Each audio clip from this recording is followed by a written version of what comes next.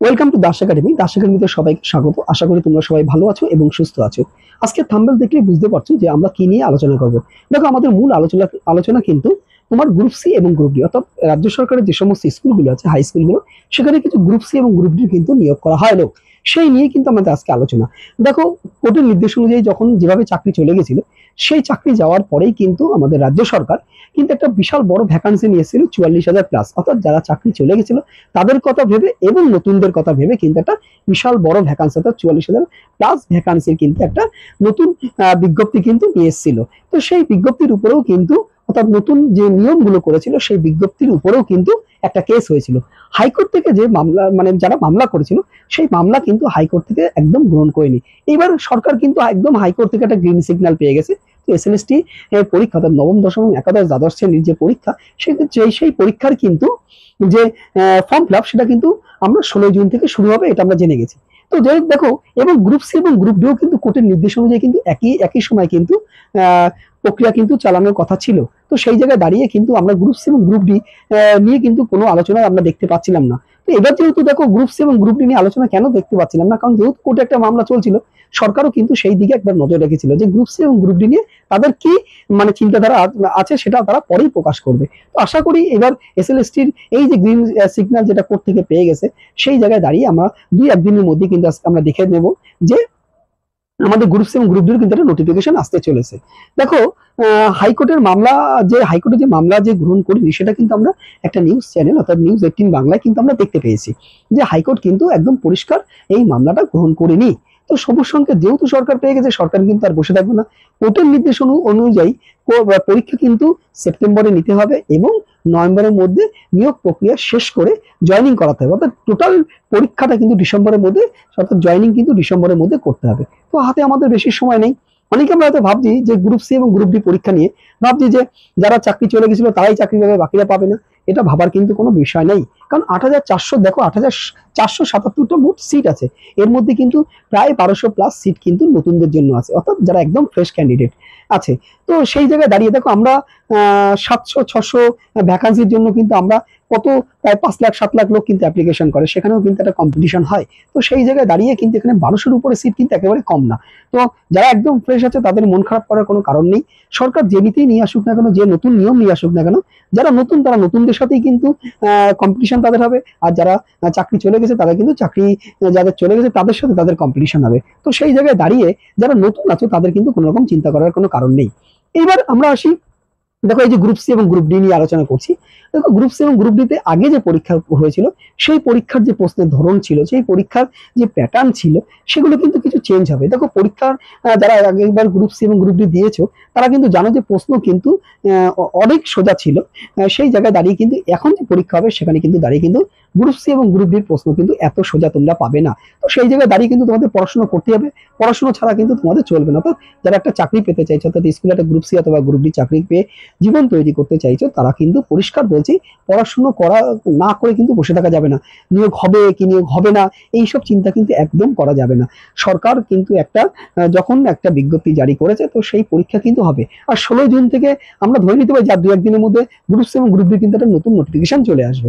আশা করছি group C এবং group deo কিন্তু 16 জুন থেকে কিন্তু অ্যাপ্লিকেশন শুরু হবে, কারণ কোর্ট থেকে নির্দেশ একটা আমরা পেয়েছিলাম, প্রথমে আমরা জানি, এবং সেপ্টেম্বরের মধ্যে কিন্তু পরীক্ষা শুরু করতে হবে। এইবার দেখো, আমরা আসি এই যে WBSSC গ্রুপ সি এবং গ্রুপ ডি দুটো পোস্ট আছে। তো গ্রুপ সি আছে অর্থাৎ ক্লারিক্যাল পোস্ট, অর্থাৎ স্কুলের যে সমস্ত ক্লারিক্যাল পোস্ট থাকে সেখানে গ্রুপ সি লোকেরা নিয়োগ করা হয়।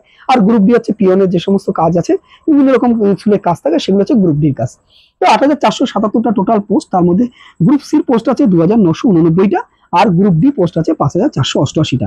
এর মধ্যে কিন্তু একদম 1200-র উপরে কিন্তু প্রায় ফ্রেশ ক্যান্ডিডেটদের কিন্তু পরীক্ষা আছে। যদি ধরে নেই যে আমরা, যে যারা চাকরি চলে গেছিল তারাই চাকরিগুলো পাবে, এরকম ভাবার কিন্তু কোনো কারণ নেই। পরীক্ষা দিতে হবে। এবার দেখা যাক কি নতুন নিয়ম নিয়ে আসে, সেটা আমরা পরে ভাববো। এবং দেখো, এই গ্রুপ সি এবং গ্রুপ ডি পরীক্ষা দেওয়ার জন্য আমাদের কিন্তু বয়স যেটা আছে, সেটা কিন্তু 18 থেকে 40, সেটা আমি জেনারেলদের বললাম। অর্থাৎ 18 প্লাস হতে হবে এবং 40 বছরের মধ্যে বয়স হতে হবে জেনারেল ক্যান্ডিডেটদের। এবং ওবিসি, তোমরা জানো যে ওবিসি আর হচ্ছে এসসি, ওবিসিরা কিন্তু 3 বছরের স্যার এবং এসসিরা কিন্তু 5 বছরের একটা স্যার এখানে পাবে।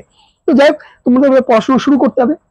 এবার আসি আমাদের এই যে পরীক্ষা, আমাদের যতটুকু অভিজ্ঞতা, আমি এই অভিজ্ঞতা থেকেই বলছি, যেহেতু প্রত্যেকটা গ্রিন সিগন্যাল পেয়েছে, তো তো সেই জায়গায় দাঁড়িয়ে যেহেতু এসএলএসটি অর্থাৎ নবম দশম এবং একাদশ দ্বাদশ শ্রেণী যেহেতু অ্যাপ্লিকেশনটা শুরু হচ্ছে 16 জুন থেকে, অর্থাৎ আবেদন ওরা যখন 16 জুন থেকে শুরু করতে পারছে, তো গ্রুপ সি আর গ্রুপ ডি কিন্তু আর বসে থাকবে না সরকার। গ্রুপ সি ও গ্রুপ ডি কিন্তু এর মধ্যেই পরীক্ষা মানে নোটিফিকেশন এনে কিন্তু এটাও অনলাইন অ্যাপ্লিকেশন শুরু করে দেবে। এবার দেখো আমরা ধরে নিচ্ছি যেহেতু কোর্টের একটা নির্দেশ ছিল, তো অনলাইন অ্যাপ্লিকেশন কিন্তু আমরা ধরে নিতে পারি 16 জুন থেকে কিন্তু শুরু হতে চলেছে। এবং 16 জুন থেকে যদি অনলাইন অ্যাপ্লিকেশন শুরু হয় গ্রুপ সি এবং গ্রুপ ডির জন্য, তাহলে কিন্তু তার লাস্ট ডেট কিন্তু 14 জুলাই থাকবে, যেটা আমরা দেখতে পেয়েছি এসএলএসটি অর্থাৎ নবম দশম একাদশ দ্বাদশ শ্রেণীর যে পরীক্ষাটা হতে চলেছে। এক্সাম ডেট কিন্তু একদম সেপ্টেম্বরে, অর্থাৎ সেপ্টেম্বরে কিন্তু তোমার দেখো যদি হয় পরীক্ষা, তাহলে কিন্তু ফার্স্ট এবং সেকেন্ড উইকের মধ্যে সেপ্টেম্বর মাসের মধ্যে পরীক্ষা নিতে হবে। কেন? কারণ সেপ্টেম্বর মাসে যদি ফার্স্ট এবং সেকেন্ড উইকের মধ্যে যদি পরীক্ষা না নেয়, তাহলে কিন্তু এরপরে কিন্তু তারপরে পুজো চলে আসবে, অর্থাৎ সেপ্টেম্বর পুরো কমপ্লিট হবে, তারপরে অক্টোবরটাও কিন্তু আমাদের এই বিভিন্ন পুজো নিয়ে কিন্তু আমাদের অক্টোবর মাসটাও কেটে যাবে, অর্থাৎ সেপ্টেম্বর অক্টোবরটা মাস কেটে যাবে। তাই সেপ্টেম্বরের প্রথম এবং ফার্স্ট এবং সেকেন্ড উইকের মধ্যে যদি পরীক্ষা না নেয়, তাহলে কিন্তু সেটা অক্টোবরের পরে হয়ে যাবে। তো সেই জায়গায় দাঁড়িয়ে কিন্তু কোর্টের নির্দেশ কিন্তু মানে ওখানে কিন্তু আবার অনেকটা সমস্যা হয়ে যাবে। কোর্ট নির্দেশ দিয়েছিল নভেম্বরের মধ্যে কিন্তু টোটাল জয়েনিং করাতে হবে, অর্থাৎ নভেম্বরের মধ্যে, অর্থাৎ 20 তারিখের মধ্যে কিন্তু টোটাল প্রক্রিয়া শেষ করে তোমার 20 নভেম্বরের মধ্যে কিন্তু তোমার মোটামুটি জয়েনিং করানো শুরু করতে হবে। তো সেই জায়গায় দাঁড়িয়ে এবং 15 তারিখের মধ্যে গাইডলাইন দিয়ে দিয়েছিল, যেহেতু এটা কোর্টের নির্দেশ অনুযায়ী হচ্ছে, কোর্টের তত্ত্বাবধানে থাকবে, তো সেই জায়গায় দাঁড়িয়ে 15 তারিখের মধ্যে কিন্তু মেধা তালিকাও কিন্তু প্রকাশ করার কথা একটা আছে। তো সেই জায়গায় দাঁড়িয়ে আমাদের জয়েনিং কিন্তু নভেম্বর হবে, এরকম একটা ব্যাপার। অর্থাৎ নভেম্বরে পুরো কমপ্লিট না করতে হলে ডিসেম্বরের মাসের মধ্যে কমপ্লিট করতে হবে, এটা কোর্টের একটা নির্দেশ আছে। এবার সেপ্টেম্বরে পরীক্ষা হবে। তো সেপ্টেম্বরে যদি পরীক্ষা হয়, আজকে দেখো আমরা জানি জুন মাসের কিন্তু অলরেডি 10 তারিখ হয়ে গেছে, তাই না? তো জুন মাস তোমাদের হাতে পড়ে থাকলো কি জুলাই, আগস্ট আর সেপ্টেম্বর, অর্থাৎ 3 মাস। তো একদম পাক্কা 3 মাস। অর্থাৎ কারণ 7 এবং 14 তারিখ এরকম দুটো ডেট তোমরা পেতে পারো পরীক্ষা যদি সেপ্টেম্বরের ফার্স্ট উইক বা সেকেন্ড উইক হয়। তো সেই জায়গায় দাঁড়িয়ে কিন্তু আমাদের হাতে মাত্র 3 মাস, অর্থাৎ 3 মান্থ কিন্তু আমাদের কাছে পড়ে আছে। এই 3 মাসের মধ্যে কিন্তু তোমাদের পড়াশোনা করতে হবে। যারা যারা বসে আছে ভাবছো গ্রুপ সি এবং গ্রুপ ডি পরীক্ষা কি হবে না হবে, এসব ভাবা চলবে না। পড়তে হবে ভাই, চাকরি পেতে গেলে পড়াশোনা করতে হবে। এইবার আমরা চলে আসি, তাহলে জয়েনিংটা মোটামুটি আমরা বুঝে গেছি। সাবজেক্ট কি কি আছে আমাদের সেটা একবার ফলো করতে হবে, যেটা আগের সিলেবাস অনুযায়ী, মানে অর্থাৎ আগে কিভাবে কি প্যাটার্নে পরীক্ষা হয়েছে এবং কিভাবে কি ছিল, কি কি সাবজেক্ট ছিল, সেটা যদি থাকে তাহলে আমাদের পরীক্ষা হবে। দেখো ম্যাথ 15টা প্রশ্ন থাকবে, 15 নম্বর থাকবে, এটা গ্রুপ সি এবং গ্রুপ ডি দুটোতেই থাকবে। এবং দেখো জিকেতেও কিন্তু 15টা প্রশ্ন থাকবে, ঠিক আছে? এখানেও কিন্তু গ্রুপ সি আর গ্রুপ ডিতে দুটোতেই কিন্তু জিকেতে 15 নম্বর থাকবে। আর সি অর্থাৎ কারেন্ট অ্যাফেয়ার্স কিন্তু দেখো 15টা প্রশ্ন থাকবে, এটাও কিন্তু গ্রুপ সি এবং গ্রুপ ডির জন্য।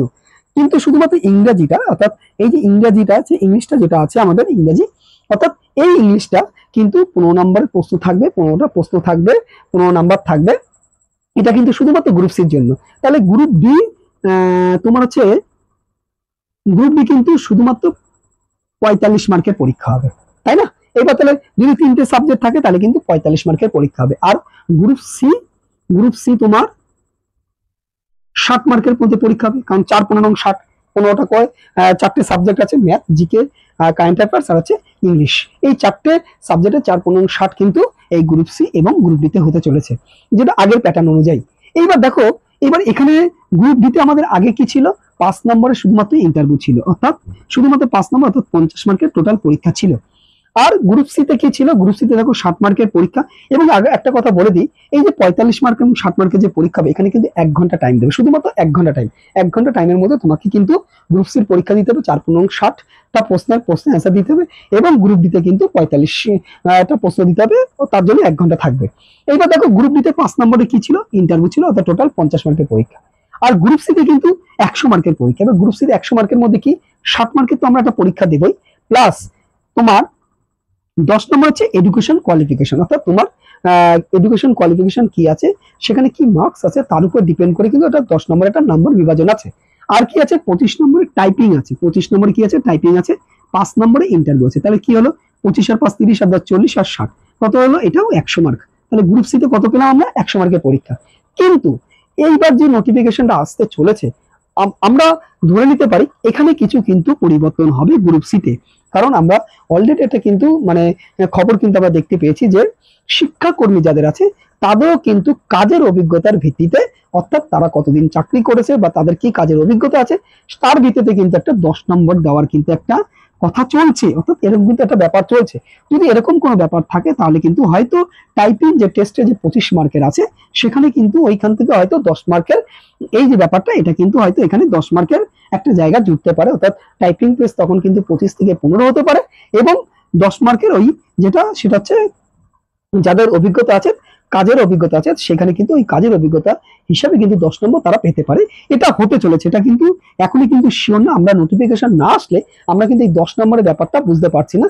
শুধু আমরা একটা খবরের কাগজে দেখতে পেয়েছিলাম যে আমাদের একটা মানে শিক্ষাকর্মী যারা আছে স্কুলের তাদের কিন্তু একটা অভিজ্ঞতার ভিত্তিতে 10 নম্বর দেওয়ার একটা কথা কিন্তু চলছে, এটা কিন্তু মোটামুটি আমরা বুঝতে পেরেছি, মানে আমরা দেখতে পেয়েছি, অর্থাৎ এটা হতে চলেছে, তো এই 10 নম্বর কিন্তু থাকতে হবে। তো এইখানে এই 10 নম্বরের ব্যাপারটা নিয়েও কিন্তু যারা নতুন ক্যান্ডিডেট তাদের মধ্যে কিন্তু একটা মানে চিন্তা আছে, তাহলে ওরা তো 10 নম্বর পেয়ে যাবে, যারা চাকরি হারা, কারণ চাকরি হারাদের যারা চাকরি চলে গেছে তাদেরই কাজের অভিজ্ঞতা আছে, কারণ যারা চাকরি পায়নি ওই সময় তাদের তো কাজের কোনো অভিজ্ঞতা নেই, অর্থাৎ যারা চাকরি পেয়েছে তাদের মধ্যেই কিন্তু এই লড়াইটা হবে। ঠিক আছে, এই যে 10 নম্বরের লড়াইটা কিন্তু তাদের মধ্যে হবে, যারা একদম ফ্রেশ আছে ক্যান্ডিডেট, যারা ফ্রেশ ক্যান্ডিডেট, অর্থাৎ যারা চাকরি করেনি স্কুলের, তারা কিন্তু এই 10 নম্বরটা পাবে না, এবং তাদের সাথে তাদের লড়াই, অর্থাৎ নতুনদের সাথে কিন্তু নতুনদের লড়াই, এই নতুনরা কিন্তু এই 10 নম্বরের ব্যাপারটা কিন্তু গুলিয়ে ফেলছে। অনেকেই দেখছি বলছে যে 10 নম্বর তো দিয়েই দেবো ওদের, 10 নম্বর ওদের দেবে, তুমি তো লড়ছো নতুনদের সাথে নতুনদের, তুমি তো নতুনদের পুরনোদের সাথে লড়ছো না। তো সেখানে কিন্তু আমরা এবার তুমি তো 8,477টা পুরো সিটের জন্য কিন্তু তুমি লড়ছো না, তুমি মনে রাখবে যে এখানে কিন্তু নতুন যে ব্যাপারটা সেখানে কিন্তু 1200 মতন সিট কিন্তু নতুন, মানে যা ভ্যাকান্সি ছিল সেটা কিন্তু বাড়িয়েছে 1200 জন। তুমি ধরেই নাও না যে 1200 জন 1200টা সিট আছে, তুমি কেন 8,477টা সিট দেখতে চাইছো?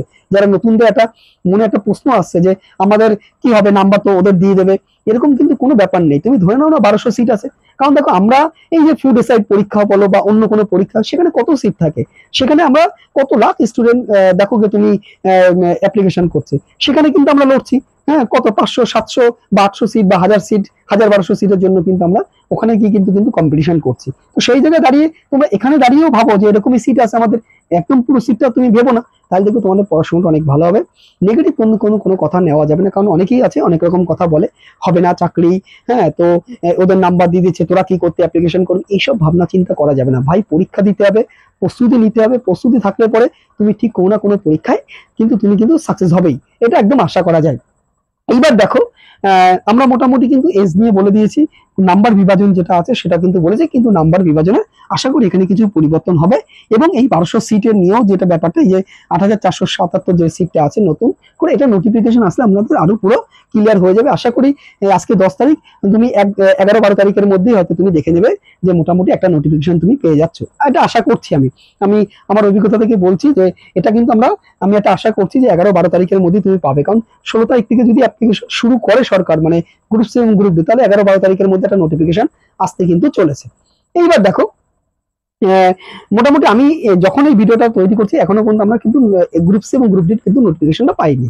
এইবার মোটামুটি এই যে ম্যাথ, জিকে এবং কারেন্ট অ্যাফেয়ার্স, ইংলিশ, দেখো আমি আগে একবার বলেছি, আবার বলছি, প্রশ্ন কিন্তু আগের বারের মতন হবে না, যথেষ্ট ভালো প্রশ্ন থাকবে, তো অনেক বেশি আগের যে অনেক যে সোজা প্রশ্ন ছিল সেই প্রশ্নের প্যাটার্নটা কিন্তু অনেকটা চেঞ্জ হবে, কারণ দেখো আগে যত দিন যাচ্ছে তত কিন্তু প্রশ্নের মানে প্যাটার্ন কিন্তু চেঞ্জ হচ্ছে, অর্থাৎ আগে যেরকম অঙ্ক ছিল, যে টাইপের অঙ্কগুলো ছিল সেই অঙ্কগুলো কিন্তু এখন কিন্তু আর থাকবে না, অঙ্ক কিন্তু প্যাটার্নে অনেক চেঞ্জ হবে। তো সেই জায়গায় দাঁড়িয়ে তোমাকে ম্যাথ, জিকে, কারেন্ট অ্যাফেয়ার্স এবং ইংলিশ এই চারটেই কিন্তু গ্রুপ সির জন্য যারা দেবে তারা কিন্তু চারটেই প্র্যাকটিস করতে হবে।